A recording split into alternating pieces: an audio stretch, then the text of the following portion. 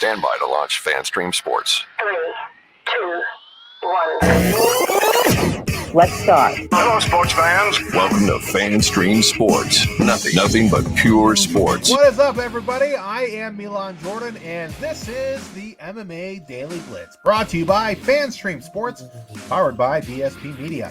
Hey, be sure to like, share, and subscribe to this podcast wherever you consume your podcast.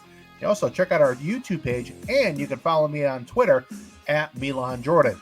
All right, the first UFC pay-per-view of 2023 took place last weekend in beautiful Rio de Janeiro, Brazil. The UFC's first event in Brazil in 3 years, pre-pandemic.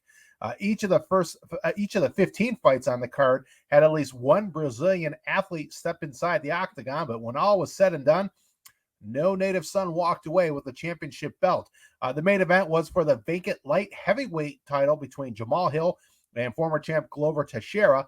This fight went the distance, but it was all Jamal Hill. After both fighters got some good shots in early, Hill busted up Teixeira's nose in the second round, and Glover would bleed for the rest of the fight. A couple of times, appeared that Glover would be close to being finished, but being the savvy veteran that he is, Glover showed heart the entire fight.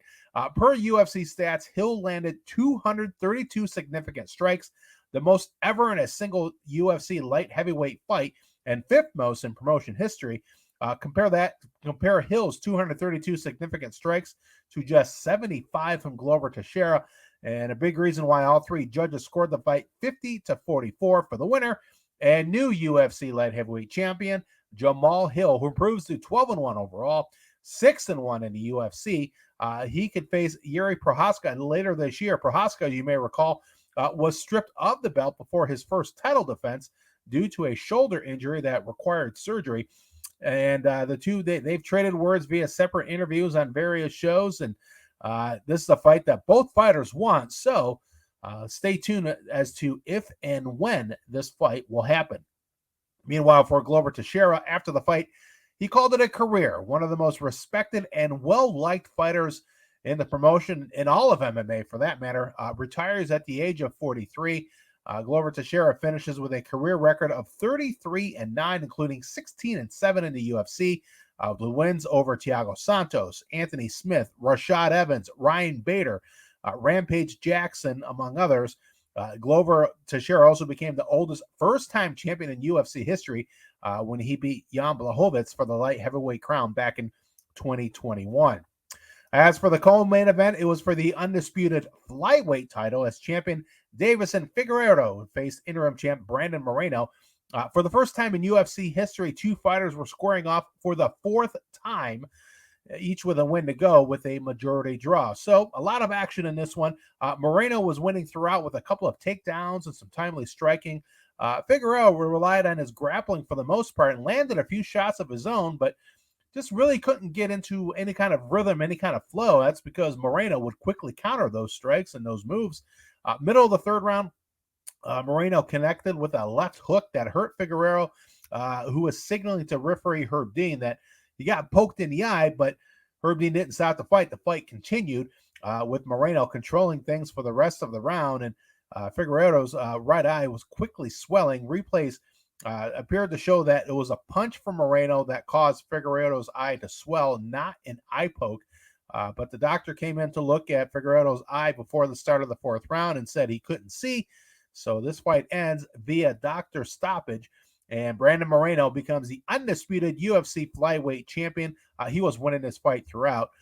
Some of the Brazilian fans were upset, either because their native son, Davison Figueiredo, lost, or because they felt he lost because of the eye poke. Either way, as Brandon Moreno was walking from the octagon to the locker room, some fans were throwing things at Moreno and his entourage, and they got through it okay, but Moreno later just laughed it off, saying that's how the fans were. But it was bad enough that Glover Teixeira felt that he needed to address the crowd in the next fight after his loss to Jamal Hill, telling them not to throw things at Hill as he walked from the octagon back to the locker room, and the fans listened. All right, as for the rest of the main card, Gilbert Burns, he got back in the win column with a submitting Neil Magny late in the first round with an arm triangle. Then he called out Colby Covington Tell you what, if there was a Gilbert Burns, Colby Covington fight, that would be a very fun fight. We shall see. Jessica Andrade simply dominated Lauren Murphy for 15 minutes in a women's flyweight matchup and route to a unanimous decision victory. Two judges scored the fight 30-25, and the other scored it 30-26. So meaning all three judges gave Andrade at least one 10-8 round, with two judges giving her two 10-8 rounds. It's a 3-round fight, so just to show how dominant Jessica Andrade was in this fight over Lauren Murphy. In the opener, it was Johnny Walker getting an impressive first-round TKO win over Paul Craig with just a flurry of punches and just finishing him off in round number 1. All right, the headliner of the prelims was the final fight of Mauricio Shogun, who has long and storied career. And sadly, he did not get the storybook ending in his fight with Ihor Potieria.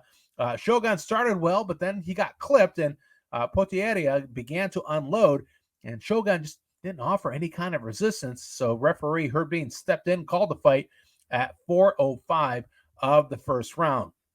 And although he didn't get the storybook ending to his career that he would have liked, Shogun still walks away as one of the legends of MMA, former Pride middleweight Grand Prix winner, former UFC light heavyweight champion.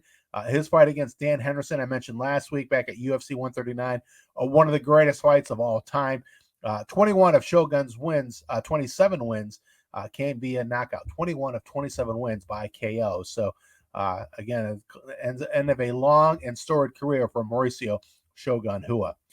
During the UFC 283 event in Brazil, it was announced that Brazilian and former longtime WEC and UFC featherweight champion Jose Aldo will be inducted into the UFC Hall of Fame later this year.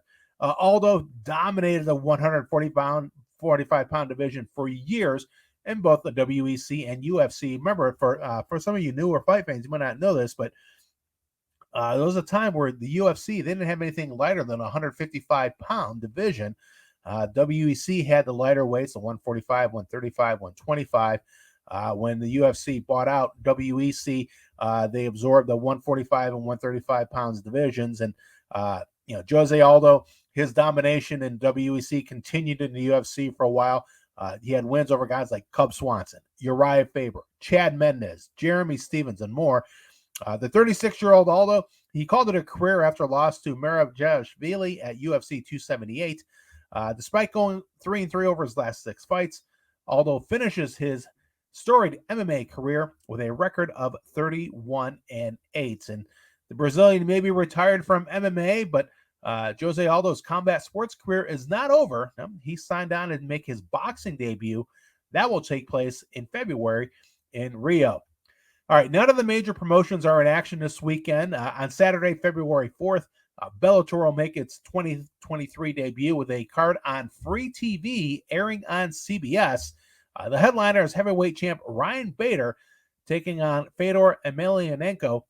Bader made quick work of the Last Emperor in their first meeting back in 2019, knocking out Fedor in just 35 seconds. And I know we've heard this before, but this is supposed to be the retirement fight for the legend Fedor Emelianenko. Again, this will be on free TV against Ryan Bader. Also on February 4th, the UFC is going to have a fight night event at the UFC Apex.